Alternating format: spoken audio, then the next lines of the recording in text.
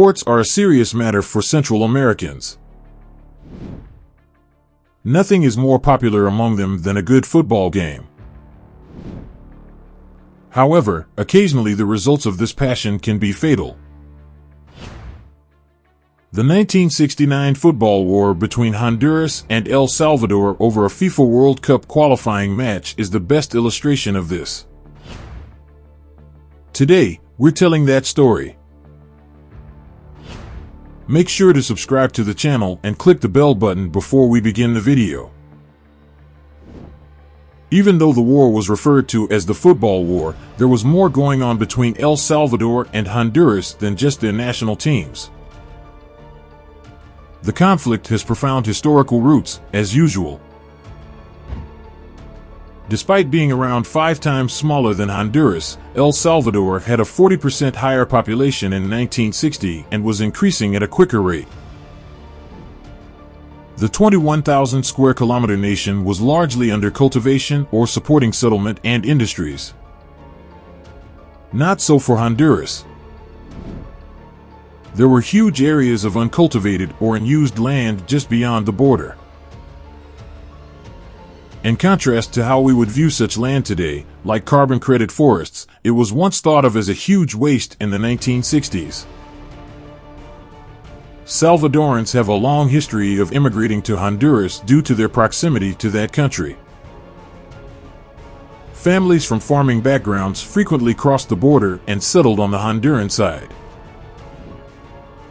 These immigrants occasionally obtained employment with major agricultural corporations, occasionally they founded small businesses, and occasionally they squatted on the property and established illegal residences. This labor influx was viewed favorably in many outlying areas, and squatters were welcomed as neighbors.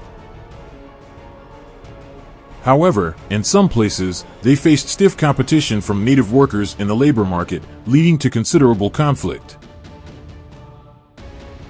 Despite this, Salvadorans established themselves as a significant economic force on the outskirts of Honduras, where by the mid-1960s they accounted for about 130,000 people. It wouldn't last. The first banana republic was Honduras, which was established solely to serve the interests of American businessmen. Corruption was rampant, and foreign firms held the majority of the country's land and infrastructure. Chiquita, originally known as the United Fruit Company, had a 10% stake in the country, which obviously wasn't enough, and perceived the Salvadorans as a barrier. Hondurans on the street didn't like the idea of foreign companies owning their nation, and in the late 1960s there were riots and strikes. The president, Oswaldo Lopez, attempted to bring his people together by blaming the Salvadorans for Honduras issues while ignoring decades of exploitation and corruption by U.S. corporations and plutocratic administrations.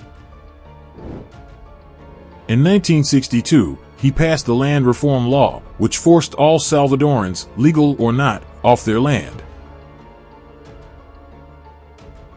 Additionally, this encouraged violence towards El Salvadorans. It was obvious that this was the ideal time for a football game. After finishing first and second in their respective groups, El Salvador and Honduras qualified for the 1970 FIFA World Cup semifinals. 3 games were played between them, with the first taking place at Tegucigalpa, the capital of Honduras, on June 8, 1969. Politicians and the media in Honduras made more divisive remarks about Salvadorans in the days before the game.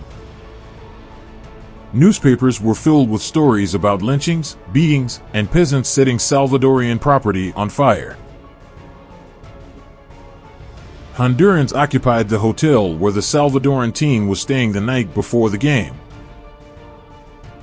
The Salvadorans were unable to get a good night's sleep since the mob was intoxicated and produced an unbearable ruckus the entire time. The Hondurans won the game the following day with a goal scored in the 89th minute of play. The Salvadorans believed they had been duped, and media sources started publishing horror tales from immigrants who had fled just across the border. The following game took place on June 15th in San Salvador, the nation's capital. The Hondurans were given the same warm greeting as the Salvadorans and spent the entire night awake. The Salvadorans scored 3 goals in this second game, which they lost. 2 Honduran fans lost their lives as a result of fan violence that broke out in the city. The football field had transformed into a battlefield, with the players serving as its soldiers. The conflict over immigration and land rights was mirrored in the games. The violence was supported by both administrations. With 1 victory and 1 defeat for each team, a tiebreaker was necessary.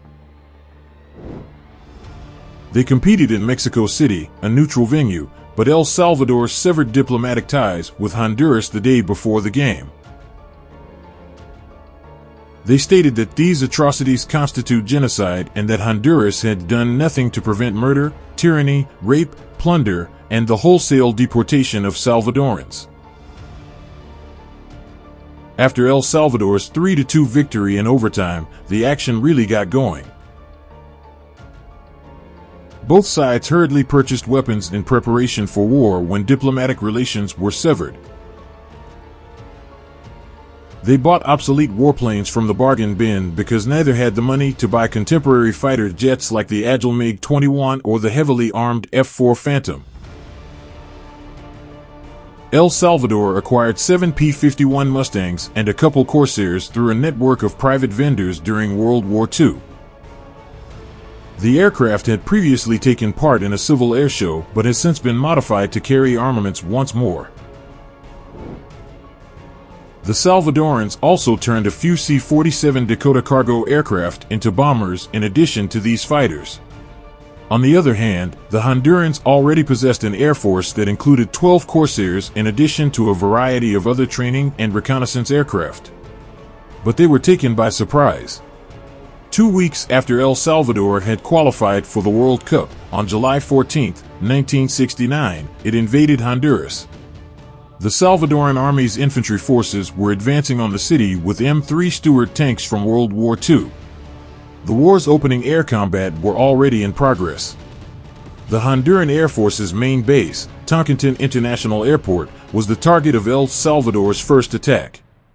The crews of the Dakotas detonated bombs manually when they approached low. They were able to avoid hitting any of the parked aircraft, but they managed to temporarily disable the runway by creating enough holes in it. The army continued its advance, confident that they controlled the skies, after declaring the mission a success. It wouldn't last. Honduran labor had filled in the holes by the following day, and the Air Force was operational. With identically modified Dakotas, the Hondurans conducted their own raids on oil installations along the Salvadoran coast, but these airmen actually succeeded in hitting their targets. Fires burned within the structures, and plumes of smoke could be seen far away. They smoldering for days. Also busy was the Honduran fighter leadership. After shooting down 3 Salvadorian planes, Captain Fernando Soto rose to fame in his country. Just south of Tegucigalpa, he and his wingmen outran a Mustang, catching it flying low and strafing ground targets. When Soto screamed down from above, his Corsair unleashed a 20mm burst of fire that shredded the Mustang. Later, while continuing his patrol, Soto observed 2 enemy Corsairs that were likely purchased from the same dealer as his own. The result was a protracted dogfight, but Soto was the better aviator. 1 Salvadorian plane burst into flames after a rapid split-S maneuver, and the other dove into the earth. Captain Soto significantly reduced El Salvador's overall fighter capability by downing those 3 aircraft. The Hondurans were concerned about the advancements made by the Salvadorans, notwithstanding the accomplishments of their ace pilots. They asked the Organization of American States, or OAS, to become involved and put an end to the conflict. On July 18, the OAS requested El Salvador to leave, but the invaders refused. Few were aware of the desperate predicament the Salvadorans were in. The military supply lines had been severely damaged by attacks on their oil refineries, and the men at the front were in danger of losing their armored support. Despite being outdated, the M3 Stuart was still effective, and the Salvadorans did not want to launch an attack without them. They consented when the OAS once more requested their withdrawal and threatened to impose sanctions. On July 18, 1969, almost 100 hours after it had begun, the shooting came to an end. Salvadoran forces stayed in Honduras until August 2, ostensibly to safeguard residents of the country's seized territories. Despite being brief, the football war had long-lasting effects. Relations between Honduras and El Salvador are still a little tense more than 10 years after they finally reached a peace agreement. About 3,000 people were killed on both sides, including soldiers and civilians. In addition, 300,000 Salvadorans were evicted from their homes and forced to return to an overcrowded El Salvador. The Salvadoran civil war that followed was largely fueled by the government's reluctance to cater for these political refugees. The football war was the final time piston-driven aircraft engaged in combat, and it was also one of the few times in history where both sides were armed with equipment from World War II that was produced in the U.S. The only firearms the Salvadorans possessed that weren't antiques were their rifles, which were sourced from American supply destined for Vietnam. How they arrived in El Salvador is still a mystery. What do you think, though?